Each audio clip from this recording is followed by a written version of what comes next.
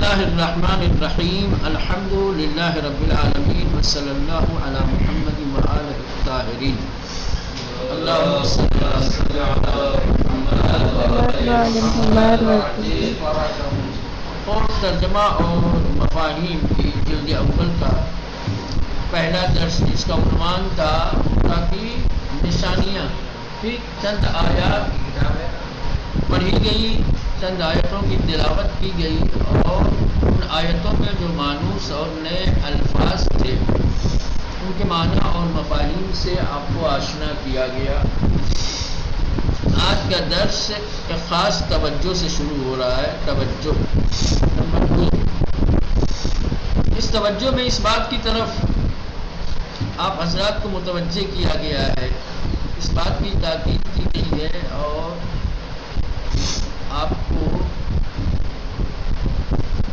دھیان دلایا گیا ہے کہ قرآنی آیات کے ترجمے کی اگر مہارت حاصل کرنی ہے آپ کو، تو آپ کو پہلے آیتوں کا تحت لفظی ترجمہ کرنا ہوگا. لفظ لفظ کا، ایک ایک لفظ کا، جس ترتیب کے ساتھ آیتوں میں لفظ آئے ہیں انہی ترتیب کے ساتھ آپ ترجمہ کیجیے. پھر آہستہ آہستہ آپ کا ترجمہ بہتر ہوتا چلا جائے گا، رواں ہوتا چلا جائے گا اور پھر آپ آسانی کے ساتھ آیات کا ترجمہ کر سکتے ہیں. سمپل دیا ہوا مثال دی ہے، سمجھایا ہے، بتایا ہے کہ تحت اللفظی ترجمہ کس طرح سے ہوتا ہے، کیسے آپ آیات کا ترجمہ کریں گے لفظ بلفظ. یہ طریقہ جیسے الحمد للہ رب العالمین، 4 کلمے ہیں. الحمد للہ رب العالمین. دیکھیں الحمد، الحمد میں الف لام جنس کا، اس کے لیے تمام معنی کیا اس کا. حمد یعنی تعریف، تمام تعریفیں للہ خدا کے لیے ہے. ایک رب پالنے والا، عالمین کا، یہ ہو گیا ترجمہ.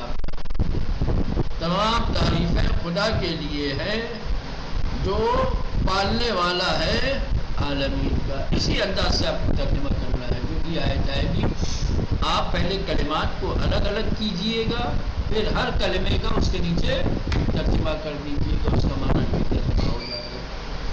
ٹھیک؟ ہاں، ہو سکتا ہے کہ کہیں تقدم و تأخر کی اشد ضرورت ہو، تقدم و تأخر کے بغیر ترجمہ واضح نہ ہو تو وہاں کیا جائے گا. لیکن ابھی فی الحال آپ کو بتا رہے ہیں کہ آیتوں کے ترجمہ کرنے کی روش کیا ہے، خصوصاً تحت اللفظی. ابتدا ایسی کیا جاتا ہے، ترجمے کی ابتدا تحت اللفظی، کلمات کو الگ الگ کیا جاتا ہے. جس ترتیب سے کلمات عبارت میں آیت میں آئے ہیں آپ ہر کلمے کو جدا کیجئے، الگ کیجئے اور ہر کلمے کا جو معنی ہے وہ معنی آپ کر دیجئے، ترجمہ ہو جائے گا. دوسری مثال دی ہے قل هو اللہ احد. اس میں بھی 4 ہے. قل ہے فعل امر، ہوا ضمیر، اللہ ہے، اس کے بعد احد اس کی صفت. قل فعل امر ہے تو کہہ دو، قال یقول فعل امر، قل کہہ دو، ہوا وہ، اللہ خدا، احد ایک ہے. ہو گیا ترجمہ. کہہ دو وہ خدا. ٹھیک ہے. اس کے بعد دوسری جو توجہ دلائی ہے آپ لوگوں کی، بلکہ تیسری ہے توجہ میں سے بات، وہ یہ ہے کہ اردو اور عربی کے قواعد اور جو رولس ہیں، جو قاعدے قانون ہیں وہ الگ الگ ہیں. ہر زبان کی اپنی خاصیت ہوتی ہے، ہر زبان کے اپنے قواعد ہوتے ہیں. عربی کے قاعدے الگ ہیں، اردو کے قاعدے الگ ہیں. ترجمے کو آسان، رسا، سلیس اور قابل فہم بنانے کے لیے کبھی کبھی اردو کے کچھ الفاظ بڑھانے پڑ جاتے ہیں، سمجھ رہے ہیں، یا مقدم و مؤخر کرنا پڑتا ہے. جیسا کہ میں نے ابھی بیان کیا، مثلا مندرجہ بالا عبارت اوپر عبارت دی گئی تھی الحمدللہ رب العالمین میں، جو کے لیے عربی کا کوئی لفظ نہیں آیا ہے، لیکن آپ کو آپ کی زبان کی کا تقاضا یہ ہے کہ جو بڑھائے آپ تاکہ ترجمہ کامل ہو سکے. الحمد و تمام تعریفیں اللہ کے لیے ہیں، رب العالمین، عالمین کا رب. اب جو نہیں بڑھائیں گے تو ترجمہ آپ کا کامل ہے. جو عالمین کا، جو رب ہے عالمین کا، تو جو پھر یہ عربی کا کوئی لفظ نہیں ہے، لیکن ترجمے میں آپ کو یہ آپ کی زبان کا تقاضا ہے کہ آپ اپنی زبان کے قاعدے قانون کے مطابق ایک جو کا اضافہ کریں. تو کہیں کہیں ہو سکتا ہے کہ عبارت ایسی ہو کہ جس عبارت میں کوئی ایسا لفظ نہ ہو کہ جس کا آپ ترجمہ کریں، لیکن آپ کی زبان کا قاعدہ آپ سے اس بات کا تقاضا کرے کہ آپ کچھ کلمے اضافہ کریں تاکہ ترجمہ قابل فہم ہو سکے.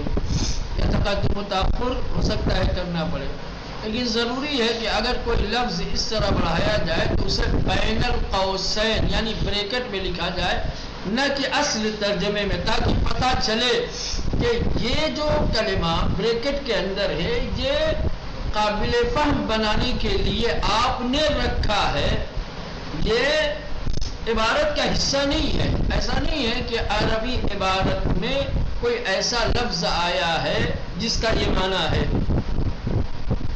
سمجھ رہے ہیں؟ اس لیے اس بات کی طرف توجہ رہے کہ اگر ترجمے میں کوئی کلمہ آپ بڑھاتے ہیں، کسی کلمے کا اضافہ کرتے ہیں، تو اس اضافے کلمے کو بریکٹ کے اندر رکھیں، بین القوسین.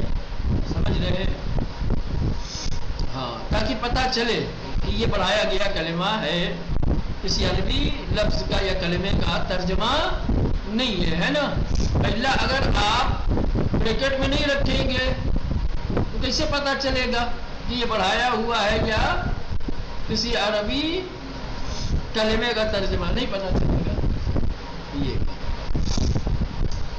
مقدم و مؤخر کرنے کی مثال مذکورہ عبارت میں للہ ہے، لیے اللہ کے. بولا نا، کیونکہ لام پہلے ہے، ترجمہ اگر پہلے لام کا کریں گے تو لیے اللہ بعد میں ہے، لیے اللہ کے ترجمہ کریں گے تو یہ آپ کی زبان میں یہ ترجمہ سلیس نہیں ہوگا، کیونکہ ہمارے یہاں لیے ہمیشہ بعد میں آتا ہے نا. آپ کے لیے، اس کے لیے، اس کے لیے، خدا کے لیے، تو پہلے اللہ کو ترجمہ کریں گے پھر لام کا ترجمہ کریں گے. اس کا اگر لفظی ترجمہ کیا جائے تو لیے خدا کے ہوگا، لیکن اردو میں اس ترتیب سے جملہ استعمال کرنا غلط ہے، لہذا اس کا ترجمہ خدا کے لیے کیا جائے گا.